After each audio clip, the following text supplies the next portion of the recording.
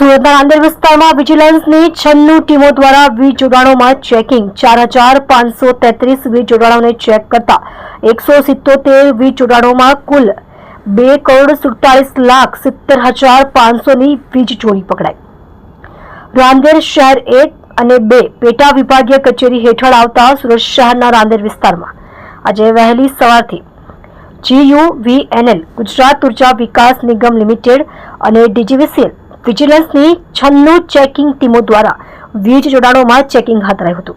Checking દરમિયાન કુલ 4,533 વીજ જોડાણ ચેક કરતા 177 વીજ જોડાણોમાં કુલ 2,47,70,500ની વીજ ચોરી થઈ હોવાનું જણાયું હતું।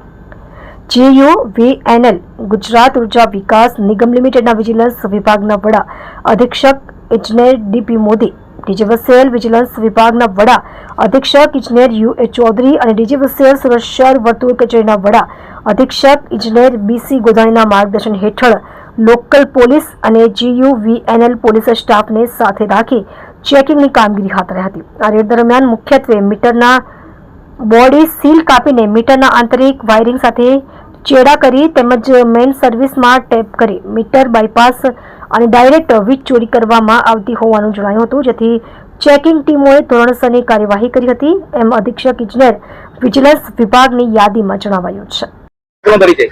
હું MJ વ્યાસ અઠવાવાળા ઓફિસમાં સેનેટરી સબ ઇન્સ્પેક્ટર તરીકે ફરજ બજાવું છું।